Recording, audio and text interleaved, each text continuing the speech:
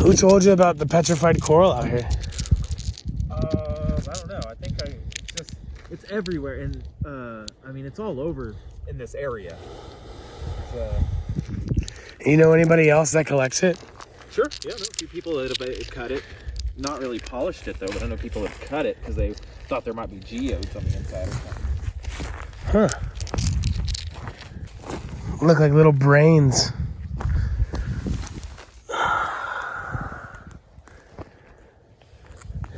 Yeah, it's super hard, and some of it's definitely like heavily silicated.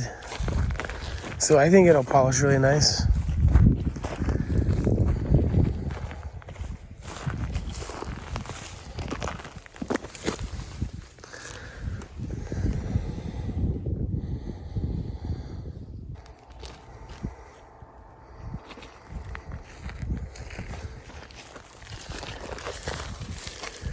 Here's a nice big piece.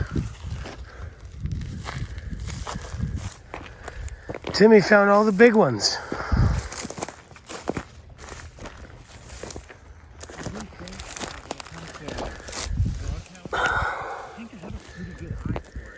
Yeah, you definitely do. Like every time people take me, like You definitely have a good eye for it.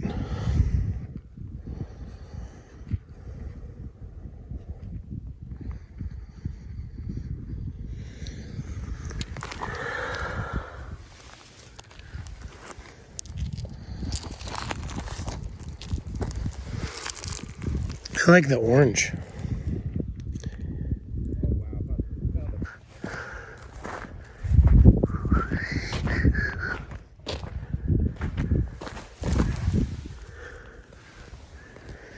This one's like super agatized.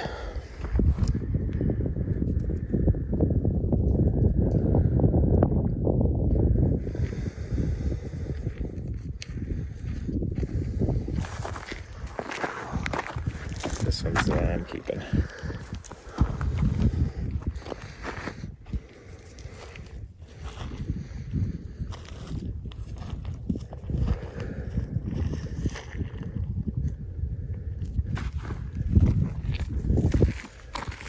This is easy to find. Oh, like it's everywhere, huh? Everywhere, all over the county. I mean, there's some places that, more, prevalent, easier. Oh, like let me this. see that one. That's a big one. This is one of the best places I found for it, but like I said, you find this stuff everywhere around here. Let's tumble this stuff in your new rock tumbler when you get home in the springtime.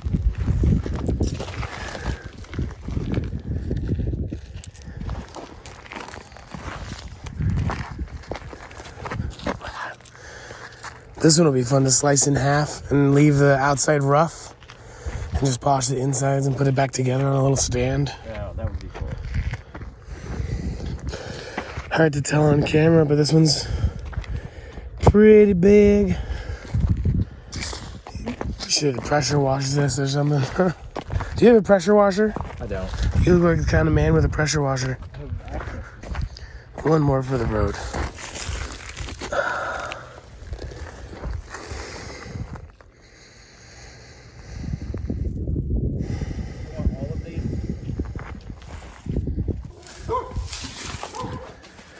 Check this out, y'all.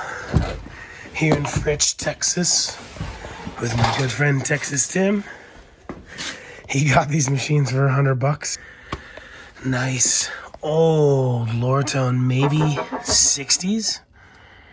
Oh, that's a bit of a serial number on there. I'll check it out in a second, but silicon carbide 8-inch wheel with a guide. I guess that would help you make a nice girdle or whatever. Feels like that's aluminum. These, I think it's a bump wheel. Very cool. Exact span. Very early expandable drum. This alone is worth well over $100. He paid $100 for all three of these machines. Pretty cool. Serial number. Looks like it's hand engraved on there. Actually just has a name, Walter Keller. 1972, Texas. Pretty cool. This is like 2 machines bolted onto the same piece of wood.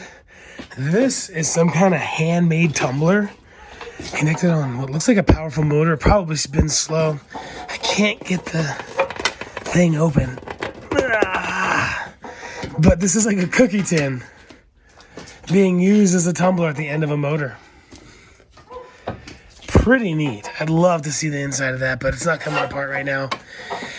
And we're not taking these back to Taos, New Mexico until he comes back to clean up this house that his mother left him in May.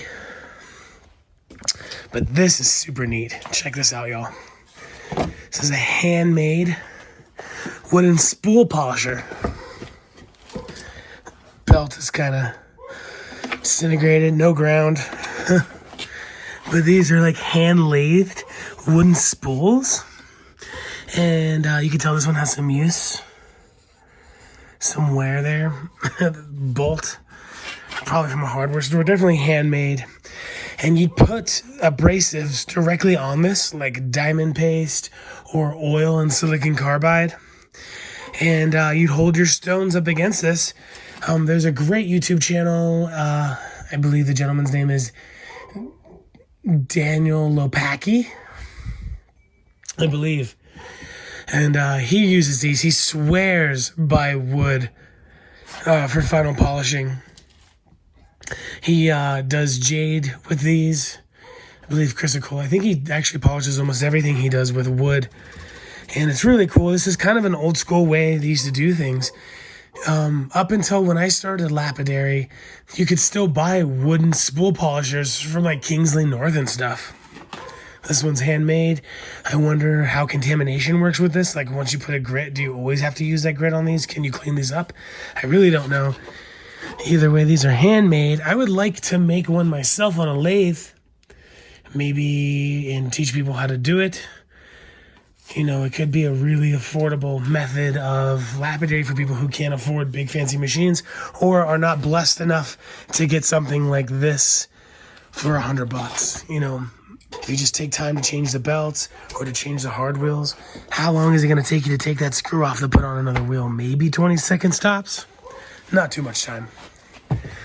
This, which is probably once a polishing pad, is completely disintegrated, but Sweet Medicine Lynn is a drum maker. We have a lot of rawhide. We can put a nice piece of elk leather hide on there so he can polish whenever he gets the stuff going. Very cool. I can't wait to try this out when he brings it back to Taos. I wonder if the person who originally, the last people to own this machine before he got it, made these. I really wonder. There's no like logo on here. I think these are hand laid at home. Nice little hood there, maybe to stop contamination, or who really knows. But the sweetheart of the rodeo is actually under here. It's a little hard to see.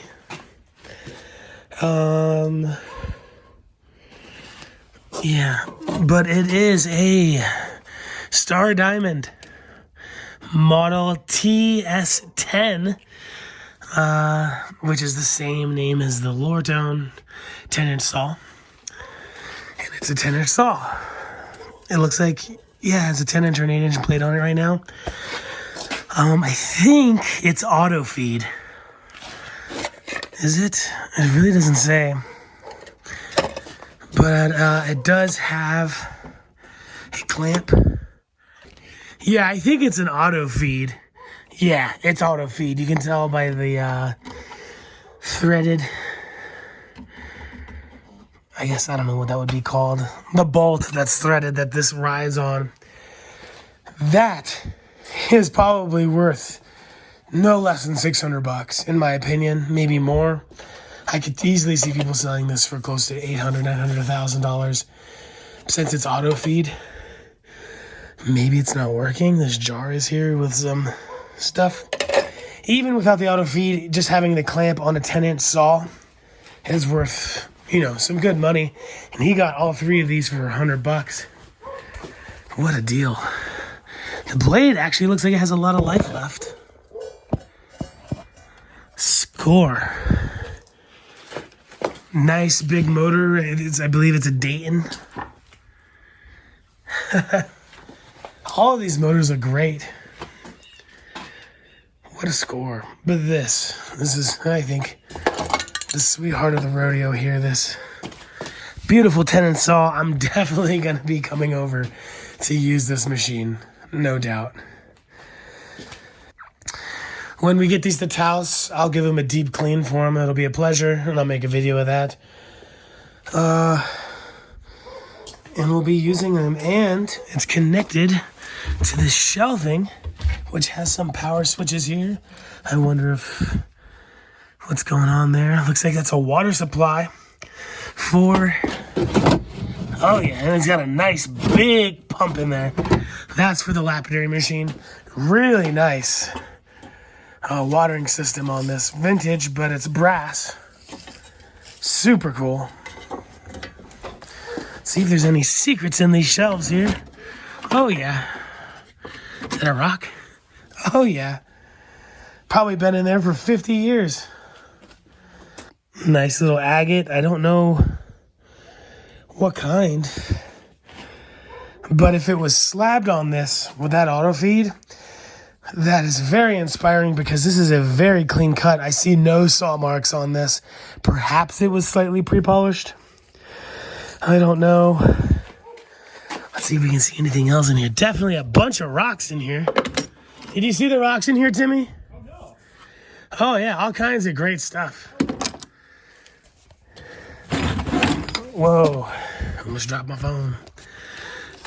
Got some really nice petrified wood. I wonder if all this stuff comes from the area where your kin who gave this to you came from. Yeah. Where did they live? Mortar. Here, 15 minutes away. Mm-hmm. Yeah, this is an auto feed. You clamp it in there and it cuts itself. What? Yeah, and so look, there's no saw marks on there. You know what I mean? Wow. Real clean cuts. I'm gonna be bugging the crap out of you. Wow. You got some vintage dop sticks. You melt this and you put it on a stick and you put the stone on the stick so you don't grind your fingers off. You got some treasures in here, Tim. Let's see what other kind of rocks are in here. It looks like it's all the same material. Could be petrified wood, but I think it's some kind of agate. Yeah, that looks like something. Kind of looks like our flint. The flint, agate, like the Al Bates flint. That's exactly what it looks like to me. Probably went to the blade. Or you know what, dude? Since it's auto feed, if it's adjustable speed, I wouldn't be surprised if it didn't go through a lot of blades. That's a very nice diamond blade and just took its time. Oh, sure. That makes sense. Yeah. The new machines, a lot of them don't have adjustable you can just speed. set it and forget it and walk away, huh? Oh, yeah. Oh, yeah. But, if it's too fast, I had one that was auto feed. God, that is gorgeous, dude. Oh, I had one that was auto feed and it was too fast. So I had to sit there because it would bind.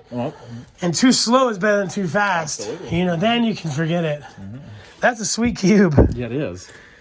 Beautiful. Yeah, I'm almost positive this is Al Bates flint. The Al Bates flint, local to the area. Makes sense. I mean, so heavy, so dense. Holy cow. Got all kinds of slabs. Yeah, this is all the same material. This is a nice piece of petrified wood. No, it's kind of pre-polished. Not so much. Yeah, this is always fun. It's like going back in time.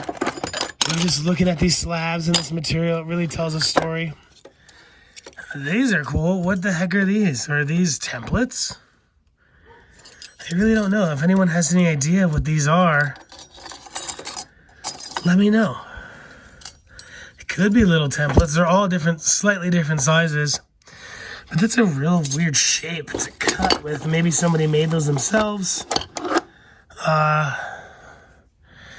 Yeah, but the Al Bates flint.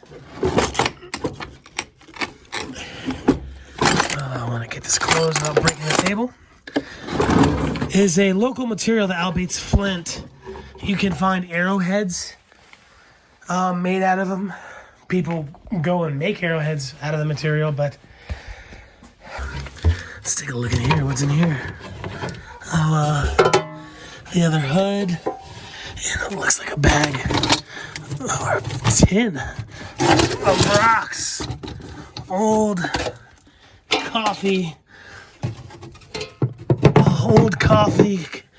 thing, coffee tin of rocks. And there's this.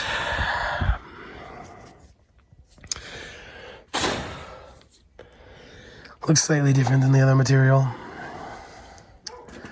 We'll put that right. We'll put that here. I'll take you through this. Here's another clamp with a nice little state of Texas on there. I believe there was some lapidary manufacturers that were out of Texas. Highland Park, at least the new Highland Park, used to be out of Texas before they went to China, I believe. This is made in California. But I'm pretty sure that there was a lapidary machine out of lapidary machine company out of Texas. Excuse me. Kind of just woke up. Yeah, this is a clamp, just like that clamp.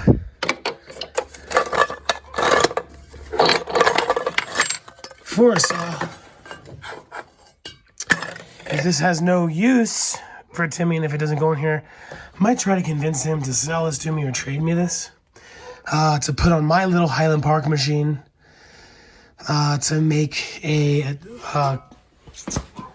guided, clampy guide to get some better slabs out of my little 6-inch. Before we dig through this tin, I'm gonna put this back. All right, that's a little lock. All right, let's look at this stuff.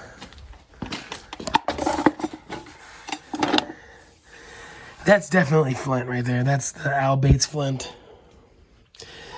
Looks like all this is. I wonder how hard it is to find. I do hear that there's a quarry, and I bet you back in the day, yeah, all of this is the same material. You can see the cleavage on there. It's very sharp. I wonder if back in the day, if, like now you're not allowed to harvest the material. There's some beautiful pseudomorph selenite roses up there where this material is coming from. And you're not allowed to harvest it. I wonder if back in the day they just didn't care. Pretty sure of it. They just didn't mind. There might be something else under there. I'm pretty sure it's not. There's no water here at his house at the moment. His tenant left, and he's going to be coming back in March, April, May to clean up. So there's no water at the moment, so I can't clean myself up, so I'm not digging through that. Very nice trip down memory lane. He told me about this when he got it, sent me pictures, but I feel like I really wanted to share this with you. What a deal. $100. The flint is probably worth more than $100, let alone this awesome lure tone poly arbor with expandable belts. I will replace that for him, give him a modern one. Set him up with a nice leather pad. And silicon carbide wheels are not obsolete, folks. This is a secret weapon. It grinds like 80 grit, but leaves scratches like 220. 220 grinds like 220, but leaves scratches like 600 when you use silicon carbide, if any scratches at all. What a deal. Sorry for rambling on. My ADHD is powerful in the morning. A little hard to understand me, I bet, because I'm jumping between topics, but what a deal. That is worth well over $100.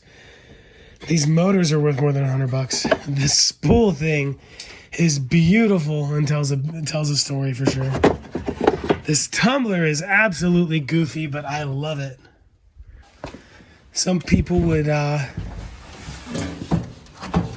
definitely love to stumble across a deal like that. Anyway, folks, hope you enjoyed. Timmy, Where does the Al Bates flint get its name from?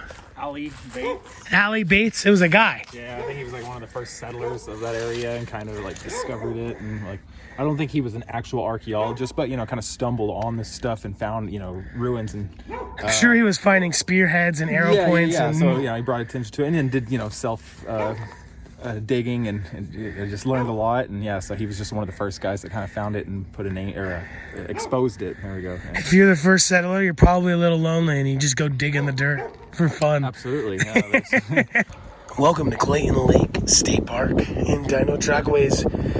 We are here for the dinos. One big chemtrail. All right, Timmy, what does it say? More than 100 million years ago, dinosaurs walked on the sandy shores of a seaway that extended from the Gulf of Mexico to Canada. Days were warm and humid, and plants covered the shore, much like modern lowlands of the Louisiana and Mississippi. Down the path ahead, you will see the tracks of at least 4 different types of dinosaurs, including 3-toed plant-eating ornithopods, meat-eating theropods, and an armored dinosaur. It's the other side. It's the other side. Yeah.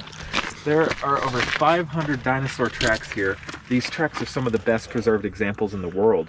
They represent the behavior of dinosaurs, including where some slipped in the mud and used their tails for balance to keep from falling. That's cool. The tracks are studied by paleontologists to estimate the speed a dinosaur was walking, the way it stood, its weight, and if the dinosaurs traveled in groups. 100 million years ago, though? Yeah, no, that seems like a long time. Right. Maybe, I don't know. It's a quarter mile. Oh, Timmy. Yeah. Trophy basswater here. Timmy's dad caught the largest smallmouth bass in Texas. Quarter of a mile. What are those guys doing?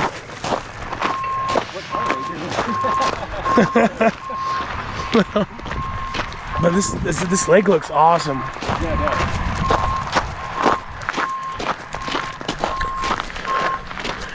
I know it's a quarter mile, but I'm gonna be huffing and puffing when I get up there. Have you ever heard of people claiming to see pterodactyls throughout history in America? Like that. Yeah, like back in the Civil War days or whatever. Yeah, or like some people think that the Thunderbird, the Native American Thunderbird, is a pterodactyl and it's bioluminescent with a crocodile head and bat-like wings.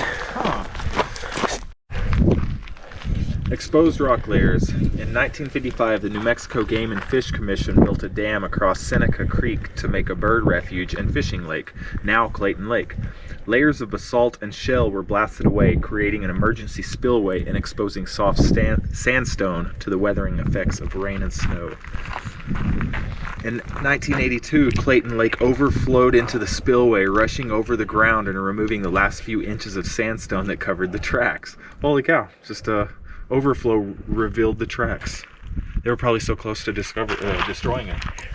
Yeah, they probably found dino bones and they're probably gone. Probably at the bottom of that lake. Probably in the middle of the dam. Yeah. Look at that guy. He's proud, huh? He's making all the money. Diversity of species. At least 4 different kinds of dinosaurs were made these trackways, including both plant eaters and meat eaters. One track appears to have been made by a plant-eating baby dinosaur, and there are even crocodile footprints. Plant eaters. The most common footprints show 3 distinct rounded toes. Paleontologists believe that they were made by 2 different species of iguanodonts, herbivorous. That's a weird one. Yeah, dinosaurs that walked on 2 strong muscular legs much of the time and carried a long tail. These dinosaurs weighed about a ton, the size of a hippopotamus. Meat eaters. That's a theropod.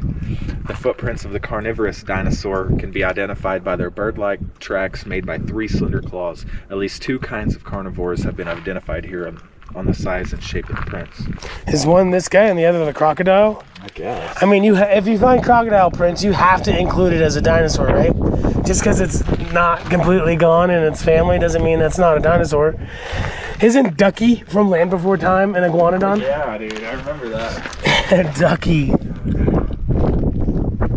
Let's go check it Yeah, you guys are gonna have to come here and check it out yourself. Don't want to give it away. Conspiracy. Keep you from thinking about jail. How tracks were exposed. The layers of rocks visible in the wall were deposited on top of the tracks, bearing horizons. The upper layers do not have tracks. When the dam was built, the surface was removed with heavy equipment for the construction of the spillway. The dinosaur tracks were not initially evident in the freshly exposed rocks, but after years of erosion and weathering, the tracks became visible. Yeah, right. Just kidding. Dino tracks are cool. Are those them? Yeah. And this is like what I've seen before in other places. Something that looks kind of like that. Chicken-like. Yeah. Meat eater versus plant eaters.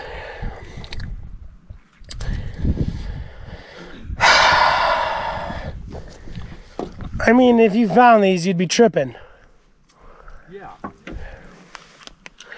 Pretty cool.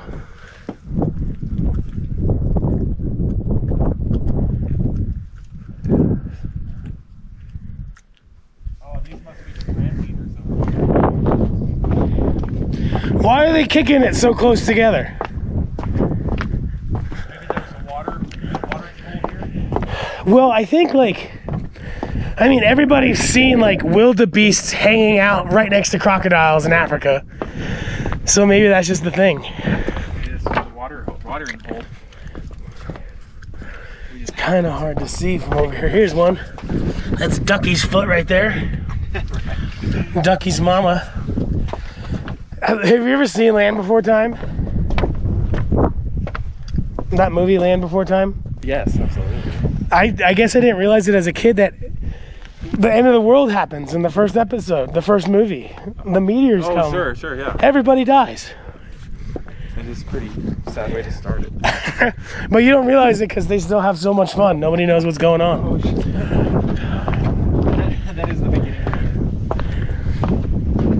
That's not a footprint. That's just like... That's from where they were trying to... When they made these footprints all years ago to bring people here to take your $5 at the top of the hill. That was a failed footprint for sure. Look at those layers, man. Will you read this one to us? The oldest rock in this area was formed 100 million years ago during the last age of the dinosaurs from sediment deposited by the rivers that flowed toward an ancient seaway. Eventually, these sediments, under pressure from upper layers, became sandstone and shell. Later in time, a great river brought gravel, sand, and clay that became the caliche sands of the Ogallala Aquifer. The topmost rock layer, still visible as the mesas surrounding the park, is basalt brought by lava that flowed from a huge volcano near Rabbit Mountain. That's that volcano that we came in by. Oh, cool. I wonder if Ogallala is the name of the natives around here. I don't know. Oh. They need to have a guy here dusting off these dino prints. I can't see them. Leaf blower? Yeah, with a leaf blower. I paid $5 for this, man. No, they're pretty cool. It's tough to tell, but they're all around here.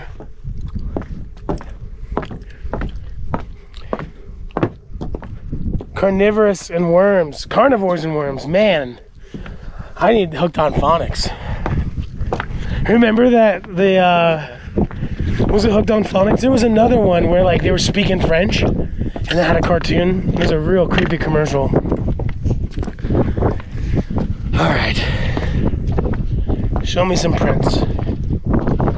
Lurking meat eaters. I guess this is supposed to be the meat eater prints? Yes.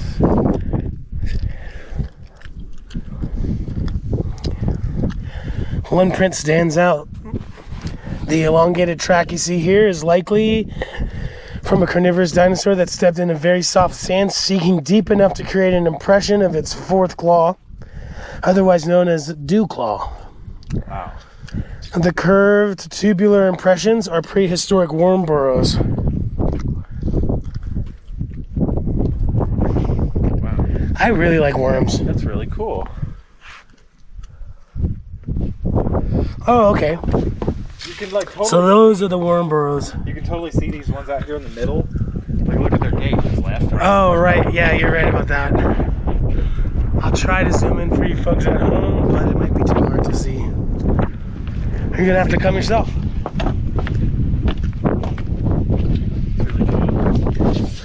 Supposedly this dude used his tail to get out of the mud. That's what I would do. Do you know how like lizards can lose their tails? Do you think dinosaurs can lose their tails? I wonder. That thing's like huge. Why not? Tree trunk. Why not? Pretty cool, man.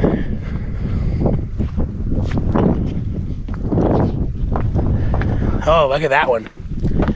That's a good one. Must have taken them a long time to make that one. Looks pretty sharp, like the claws. Yeah. It's really sharp. I mean, like snakes and lizards don't need to eat every day. So I wonder if the carnivores just hung out until they were hungry again, like 2-3 weeks later. I wonder if this stuff right here, if you washed it away, if there's prints right under the shell. Oh, I wonder. Probably. You should have that guy with a leaf blower. Oh yeah, that could be. You could be that guy, Timmy. Yeah, right on.